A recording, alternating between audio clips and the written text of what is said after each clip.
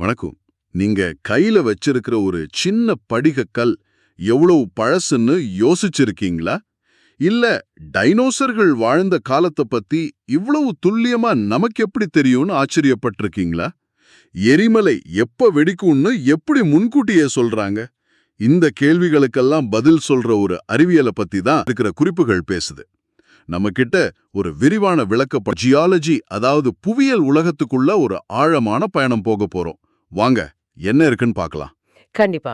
ரொம்ப சிம்பிளா சொல்லணும்னா, ஜியாலஜிங்கிறது இந்த பூமியோட சுயசரிதத்தை படிக்கிற மாதிரி. பூமியோட சுயசரிதமா? ஆமா. பூமி எப்படி உருவாச்சு, அதுக்குள்ள என்னென்ன இருக்கு, அது எப்படி இயங்குது, ஏன் அது மாறிக்கிட்டே இருக்குன்னு புரிஞ்சுக்கிறது தான் இதோட நோக்கம். இது வெறும் பாறைகள பத்தின படிப்புன்னு நெறைய பேர் நெனைக்கிறாங்க. ஆனா அது உண்மையே இல்ல. இது பூமிய பத்தின ஒரு முழுமையான அறிவியல். உங்க குறிப்புகள்ல என்ன ரொம்ப கவர்ந்த ஒரு விஷயம், ஜியாலஜி ஒரு டைம் மிஷன், அதாவது கால இயந்திரம்னு சொல்றது தான். இது நம்மள 4.6 பில்லியன் வருஷம் பின்னோக்கி கூட்டிட்டு போகும்னு சொல்லியிருக்கு. பூமியோட ஆரம்பத்திலிருந்து முதல் பாக்டீரியா, அப்புறம் ட்ரைலோபைட்டுகள், டைனோசர்கள், பாலூட்டிகள் ஆரம்பிச்சு மனுஷங்க வரைக்கும் ஒரு பெரிய பயணத்தையே காட்டுது. இங்க தான் விஷயமே சுவாரஸ்யமா இருக்கு. அந்த பயணத்தை நாம எப்படி செய்யறோங்கிறதுல தான் ஜியாலஜியோட அழகே இருக்கு. அதாவது ஒவ்வொரு பாறை அடுக்கும் ஒரு வரலாற்று புத்தகத்தோட பக்கம் மாதிரி. ஒரு பக்கம் மாதிரி. ஆமா. ஒரு சாதாரண மனுஷனுக்கு அது வெறும் கல். ஆனா ஒரு புவியியலாளருக்கு அது பல லட்சம் வருஷ கதைய சொல்ற ஒரு ஆவணம். அந்த பாறைகள்ல பதிஞ்சிருக்கிற ஃபாசில்ஸ்னு சொல்ற புதைப்படிவங்கள் அந்த காலத்துல வாழ்ந்த உயிரினங்களோட நேரடி சாட்சிகள். வெயிட் பண்ணுங்க. பாறைகள்ல புதைப்படிவம் இருக்கிறது சரி. ஆனா இந்தியால இருக்கிற ஒரு பாறை அடுக்கையும் வட அமெரிக்கால இருக்கிற இன்னொரு பாறை அடுக்கையும் பார்த்து இது ரெண்டும் ஒரே காலகட்டத்தை சேர்ந்தது தான்னு ஒரு புவியியலாளரால எப்படி அவ்வளோ உறுதியா சொல்ல முடியுது? பூமியோட இந்த உலகளாவிய காலண்டரை எப்படி அவங்க ஒன்னா சிங்க் பண்றாங்க? ரொம்ப அருமையான கேள்வி. இதுக்கு பேரு ஸ்ட்ராட்டிகிராஃபி, அதாவது பாறை அடுக்கியல். சில குறிப்பிட்ட புதைப்படிவங்கள் குறிப்பிட்ட காலத்துல மட்டும், ஆனா உலகம் முழுக்க வாழ்ந்திருக்கும். ஓ, அப்படியா? ஆமா. உதாரணத்துக்கு அம்மோனைட் புதைப்படிவம் ஒரு பாறையில கிடைக்குதுன்னா, அந்த பாறை சுமார் 66 மில்லியன் வருஷத்துக்கு முன்னாடி உருவானதுன்னு நாம சொல்லிடலாம். இத ஒரு இண்டெக்ஸ் ஃபாசில் மாதிரி வச்சு, உலகம் முழுக்க இருக்கிற பாறை அடுக்குகளோட வயதை ஒப்பிட்டு, பூமியோட முழு வரலாற்றையும் ஒரு டைம் லைன்ல கொண்டு வர்றோம். இதன் மூலமா தான் பல மில்லியன் வருஷங்களுக்கு முன்னாடி நடந்த காலநிலை மாற்றங்கள், 5 முறை நடந்த பேரழிவுகள் எல்லாத்தையும் நம்ம தெரிஞ்சுக்கிட்டோம். அப்போ இது வெறும் பழங்காலத்தை பத்தின விஷயம் இல்ல. நிச்சயமா இல்ல. இது நிகழ்காலத்தை புரிஞ்சுக்க ரொம்ப முக்கியமான ஒரு கருவி. எப்படின்னு கொஞ்சம் விளக்க முடியுமா? அதாவது கடந்த காலத்துல கார்பன் டை ஆக்சைடு அளவு அதிகமா இருந்தப்ப பூமியோட தட்ப வெப்பநிலை எப்படி இருந்தது, கடல் மட்டம் எவ்வளவு உயர்ந்ததுன்னு நம்ம புவியியல் பதிவுகள் மூலமா தெரிஞ்சுக்கலாம். அந்த தகவல் இன்னைக்கு நாம சந்திக்கிற காலநிலை மாற்றத்தோட விளைவுகள் எப்படி இருக்கும்னு கணிக்கிறதுக்கு ரொம்ப உதவுது. சோ கடந்த காலம் நிகழ்காலத்துக்கான ஒரு வழிகாட்டி மாதிரி. ஓகே. அப்போ பாறைகள் பூமியோட வரலாற்றை சொல்ற ஒரு டைரி மாதிரி. ஆனா உங்க குறிப்புகள்ல சொல்ற இன்னொரு முக்கியமான விஷயம், பூமி ஒரு இறந்த மியூசியம் இல்ல, அது இன்னைக்கும் ரொம்பவே உயிர்ப்போட மாறிக்கிட்டே இருக்கிற ஒரு கிரகம்னு சொல்லுது. இதுதான் நம்மள பிளேட் டெக்டானிக்ஸ்ங்கிற பெரிய ஐடியாவுக்கு கூட்டிட்டு வருது. நாம நிக்கிற நிலமே நகர்ந்துகிட்டு இருக்குன்னு சொல்றீங்க. ஆமா. நான் பூமி ஒரு ஒடுவுடன் முட்டை ஓடு மாதிரி கற்பனை பண்ணிக்கோங்க. அந்த ஓடுகள் மாதிரி தான் பூமியோட மேற்பரப்பு பல பெரிய பிளேட்களா, அதாவது தட்டுகளா பிரிஞ்சிருக்கு. இந்த தட்டுகள் பூமிக்குள்ள கொதிச்சிட்டு இருக்கிற பாறை குழம்பு மேல மிதந்துட்டு ரொம்ப மெதுவா நகர்ந்துட்டு இருக்கு. எவ்வளோ மெதுவா? நம்ம கை நகம் வளர்ற வேகத்துல, அதாவது ஒரு வருஷத்துக்கு சில சென்டிமீட்டர் தான். சில சென்டிமீட்டரா? ஆமா. கேக்கறதுக்கு ரொம்ப குறைவா தெரியலாம். ஆனா பல மில்லியன் வருஷங்கள்ல இந்த சின்ன நகர்வு தான் கண்டங்களை பிரிச்சது, ஒன்னா சேர்த்தது, மலைகளை உருவாக்குச்சு. நாம இன்னைக்கு பாக்குற உலக வரைபடமே இந்த நகர்வால உருவானதுதான். நம்பவே முடியல. அப்போ இமயமலை உருவானது கூட இப்படிதான். அது ஒரு மெதுவான கார் விபத்து மாதிரி 50 மில்லியன் வருஷமா நடந்துட்டு இருக்குன்னு சொல்றீங்க. இந்த அளவையும் காலத்தையும் கற்பனை பண்றதுக்கே கஷ்டமா இருக்கு. அதுதான் புவியியலோட பிரம்மாண்டம். இந்திய தட்டு யுரேஷிய தட்டு மேல இன்னும் மோதிட்டு தான் இருக்கு. அதனாலதான் இமயமலை இன்னைக்கும் வளர்ந்துட்டு இருக்கு. ஓ.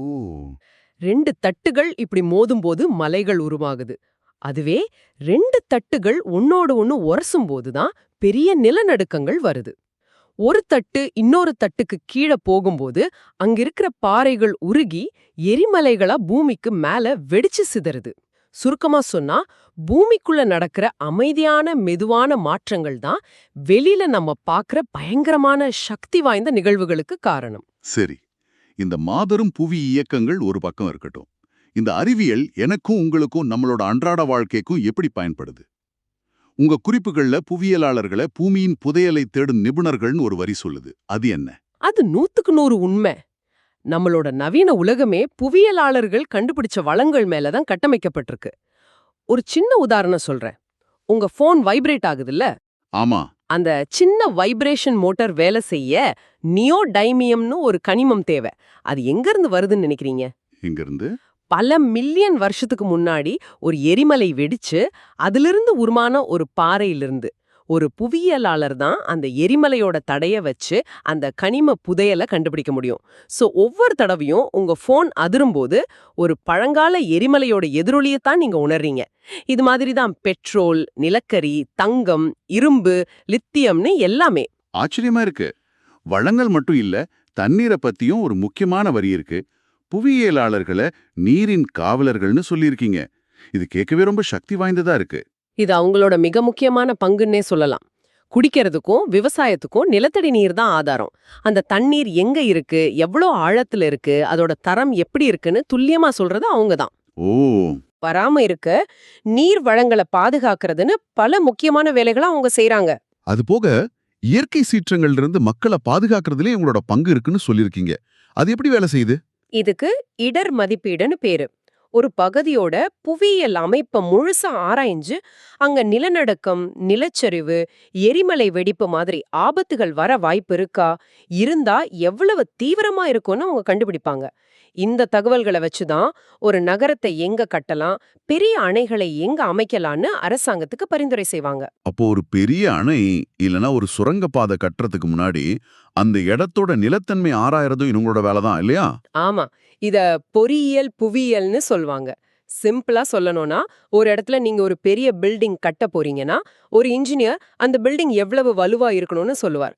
ஆனா ஒரு புவியியலாளர் அந்த பில்டிங்க தாங்க போற நிலம் எவ்வளவு வலுவா இருக்குன்னு சொல்லுவார். நிலத்தோட வலு சரிதான். அங்க இருக்கிறது உறுதியான பாறையா இல்ல மணலா, நிலத்தடி நீர் எவ்வளவு ஆழத்துல இருக்கு, ஒரு சின்ன நிலநடுக்கம் வந்தா அந்த நிலம் ஜெல்லி மாதிரி ஆடுமா. இந்த கேள்விகளுக்கு பதில் தெரியாம கட்டுறதுதான் பல கட்டட விபத்துகளுக்கு முக்கிய காரணம். அப்போ இந்த துறை யாருக்கானது? உங்க குறிப்புகள்ல ஒரு செக்லிஸ்ட் இருக்கு. பூமி எப்படி இயங்குதுன்னு தெரிஞ்சுக்க ஆர்வமா? பாறைகள், கனிமங்கள், இயற்கையை ரசிக்கிறீங்களா? அறிவியல நிஜ உலக பிரச்சனைகளை தீர்க்க பயன்படுத்த விரும்புறீங்களா? அட்வென்ச்சர், வெளியில பயணம் செய்யறது பிடிக்குமான்னு சில கேள்விகள் இருக்கு. அந்த கேள்விகள் ரொம்ப சரியானது. முதல் தகுதி தீராத ஆர்வம், பூமியை பத்தி தெரிஞ்சுக்கணுங்கிற ஆர்வம். ரெண்டாவது, இது வெறும் ஒரு சப்ஜெக்ட் இல்ல. ஜியாலஜிங்கிறது இயற்பியல், வேதியியல், உயிரியல் மூணும் ஒன்னா சேர்ந்த ஒரு கலவை. மூணுமேவா? ஆமா, பூமிக்குள்ள இருக்கிற அழுத்தம், தட்டுகளோட நகர்வு இதையெல்லாம் புரிஞ்சுக்க இயற்பியல் வேணும். கனிமங்கள் எப்படி உருவாகுது, அதோட வேதியியல் அமைத்து என்னான்னு தெரிஞ்சுக்க வேதியியல் வேணும்.